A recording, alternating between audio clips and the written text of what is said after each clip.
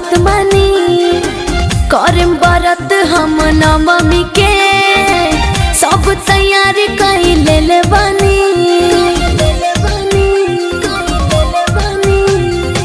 सुनी बलम जवन कहतानी बारिक वेस्ट हमर बात मानी करम बरत हम नवमी के सब तैयारी कई ले बानी। नव दिन जे तू खाना पीना ना खइबू हरे ये धनिया नवरात्र में 72 हो जाइबू तो ये धनिया नवरात्र में 72 हो जाइबू।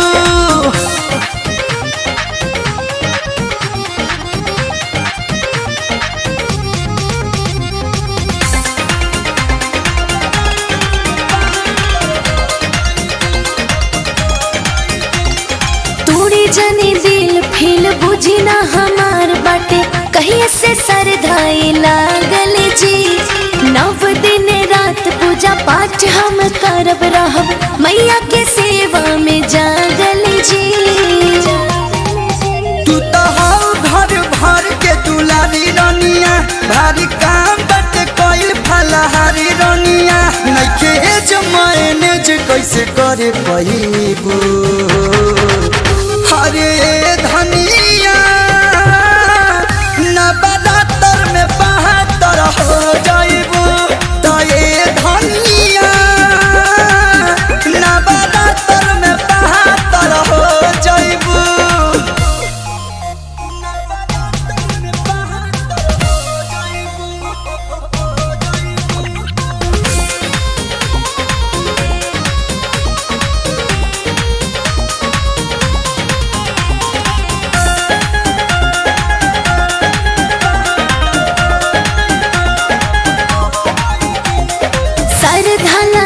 लेके आई गंगा जल हम मैया के पौवा पखार मुझे काम धेनु गैया के घिउआ से सैया दोनों सज दिया बाबार मुझे।